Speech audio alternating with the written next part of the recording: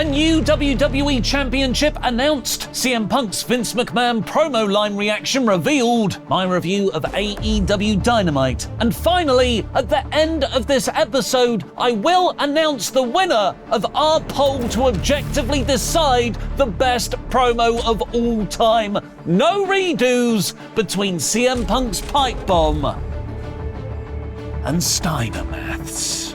I'm Oli Davis, and this is the WrestleTalk News. Support WrestleTalk! Do you ever watch all these great wrestling matches you get on TV, free, multiple times a week, and think, bit long though, innit? Just like every big movie is 3 hours these days, all the matches are 15 minutes plus. Why can't more things be superficially digestible to fit my increasingly deteriorating attention span? WWE has the answer. Take Speed. Their new online wrestling show, not amphetamines. Last month, the promotion announced a new experimental wrestling show called WWE Speed, which would stream exclusively on the social media platform X, or Twitter to you, Grandad. When the project was first revealed, Michael Cole described the matches as being up to 5 minutes in length. That's pretty quick, but could still just about tell an insanely fast-paced story. But they've since realised that's too slow. So matches will now be competed under a strict 3-minute time limit. The announcement also revealed the 3rd of April start date for the show, which is next week, and that the matches will be for the promotion's newest title, the Speed Championship. The inaugural champion will be crowned via a tournament. Do you think 3-minute matches will work? Let me know in the comments down below, because I'll be replying to people from out really quickly. This week's episode of Raw is being hailed as one of the greatest wrestling shows ever, and a big part of that is the looser, more improvisational approach to some of its segments. Fightful Select already confirmed that the CM Punk, Seth Rollins and Drew McIntyre segment had an outline, which was produced by Adam Pearce, but the wrestlers were allowed to go off script to see where improvisation would take them, which is a brave thing to do with CM Punk and the live mic. He could start putting over Mindy's muffins again. And unpredictability is what happened. Punk swore, catching the production team by surprise, and referenced listening to Jim Cornette's podcast. But the biggest moment came when Drew referred to himself as the chosen one, for Punk to dare him to say the name of the person who called him that. No, he shall not be named. According to PW Insider Elite, Punk's Voldemort McMahon reference was met with a hush backstage in production. However, this was reportedly as far as it went, with no repercussions for Punk afterwards, and the segment overall was well received backstage. WWE executive sphincters might tighten even more though, with the news that Punk is set for his first shoot interview since joining the company in November. Airing on the 1st of April, Ariel Helwani has promised there will be no restrictions, with nothing being taboo in their conversation. Although you'd expect certain things to very much have restrictions, if there are legal NDAs in place following Punk's AEW exit. Now over to Turbo Jack with a message for all our incredible Patreons. Our name is Wrestler Turbo Jack, and Turbo Jack wants you all to know that Turbo Jack does read the comments. Turbo Jack knows there's loads of little turbs out there. Little turbs who post things like, Turbo Jack! He's the only guy who can defeat Roman Reigns at WrestleMania. Turbo Jack, here's you little turbs. Turbs, if you can, reach out, touch my hand. On the screen now. We can do it. We can get Turbo Jack in the main event of WrestleMania. But yeah, right there. That's the way to transfer the energy.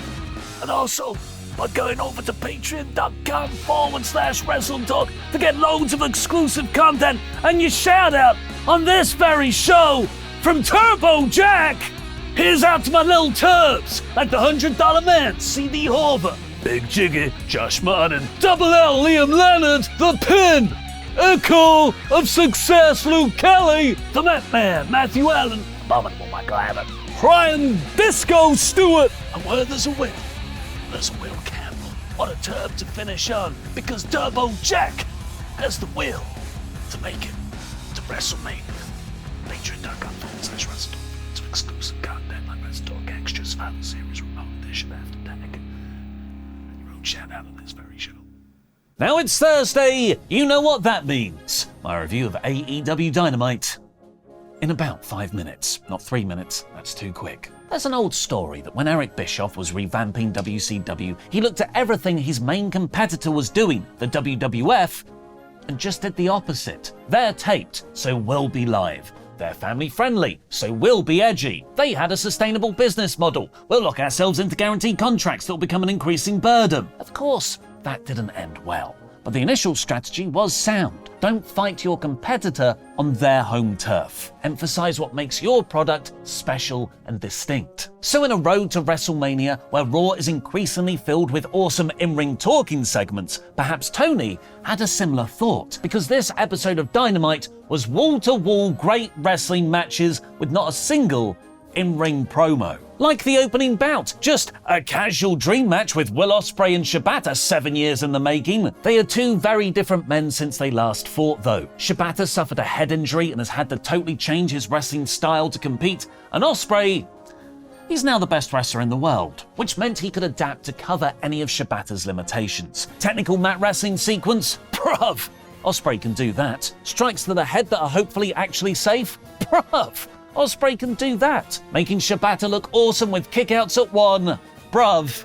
Ospreay's got you covered. Will ultimately won with a hidden blade, and they bowed to each other in a show of respect afterwards. We then got a video package of Bryan Danielson, who will face Ospreay at You Say Dynasty, I Say Dynasty. Let's call the whole thing. What's another word for dynasty? Bloodline! Rock, Roman Reigns, Paul Heyman, Jimmy Uso and Solo Sikoa to AEW confirmed. There were a lot of hype videos building up specific wrestlers on this show, making the episode feel really focused on either matches on the night or at the pay-per-view. After suggesting to Renee Paquette that she smile more, Matthew and Nicholas Jackson took on Private Party in an incredibly fun tag team tournament quarter-final. Because Private Party famously beat the Bucks on the second ever episode of Dynamite, also in a tournament, it felt like they could get an upset win at any point here too, context which only added to both teams' chemistry and athleticism. After a bunch of title shots and dick kicks, title title of your next indie wrestling show, the Bucks won with half an EVP trigger. I say half because Nicholas hilariously slipped and didn't really hit his part. Because Darby Allin's broken his foot, he's going to be raising money for Tony Hawk's skate park charity instead of climbing Mount Everest.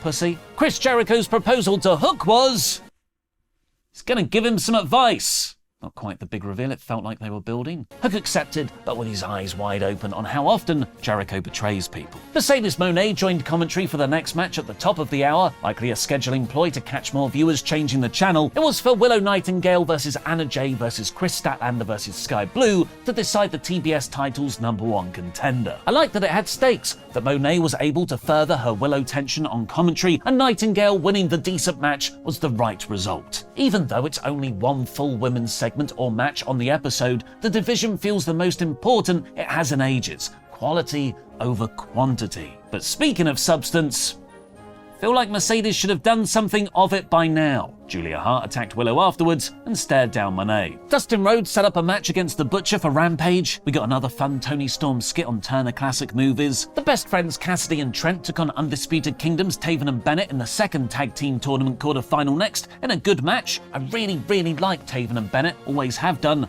but my God, what is AEW doing with the Undisputed Kingdom? I get Cassidy and Trent advancing because that puts them against the Bucks in the semis. That's the better dynamic of faces versus heels. But giving the Undisputed Kingdom another loss after Wardlow just lost clean to Samoa Joe after being built up for months is really damaging this faction. Roderick Strong tried to interfere, but an injured Chuck Taylor stopped him, making Strong, the TNT champion, look totally ineffectual. That's when UK could have had Wardlow come in to actually pose some threat. Another significant loss for the Undisputed Kingdom. Their first quarter of 2024, after 2023 set them up as the biggest heels in the company, has been atrocious. Just one more thing. The Bucks came out to stare down the best friends afterwards. They then exited via the descending Cody Vader, but seemed to squat to go down quicker, which was visually hilarious. Kyle O'Reilly told Renee he's very happy to have beaten Brian Keith, and he doesn't feel like he needs the Undisputed Kingdom. Bruv, nobody needs the Undisputed Kingdom. Not even members of the Undisputed Kingdom. We got a very good video package of Edge announcing the return of the Coke Open Challenge for Saturday's Collision, and the main event was an awesome 20-minute match to determine Samoa Joe's World Championship #1 contender, Swerve Strickland versus Takeshita. They somehow managed to be very back and forth while Takeshita felt like he was in complete control. He had hit a brainbuster early on, which Swerve sold like he'd lost all strength in his left arm. It meant that while Strickland kept throwing moves at Takeshita, they didn't have the same power behind them. It was one of those matches where both guys come out looking better, even though one of them lost. Takeshita kicked out of a last call and Swerve stomp combo, which I thought was setting up Swerve's submission win he debuted from last week, but I'm guessing AEW wanted to protect Takeshita by not having him tap. So he got pinned off a sick JML driver instead. This week's Dynamite is 75%. But the percentage the wrestling world is far more invested in is the results of Pipebomb versus Math. After Luke's incredibly bad take last month, where he chose Steiner Maths as the best promo ever on TLC, and a lot of people who have been trolling me since because I think CM Punk's Pipebomb is better, I put out a poll yesterday to objectively find the truth. Nearly 5,000 of you voted, and the result is in. It's a given, so I'll just cast my deciding vote for the Pipebomb to find out. And the result is... Math! The public has chosen Math. That's not right. That's it's a joke. It's a joke because Pipebomb it's got 36%, which is really close to 33.33% chance. Okay, I get it. It's bots. It's the bots!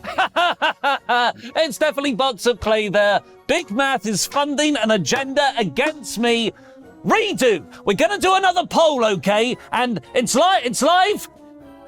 It's live now! It's on the community tab. It's on our YouTube community tab. Go over there, vote. We'll get the right result this time, don't worry. It's very democratic, this. Do the right thing. And also, while you're there, I'll include a link to my essay video on how The Rock has taken over WWE behind the scenes. Please watch that and share it around too. I need you to watch it. I need this.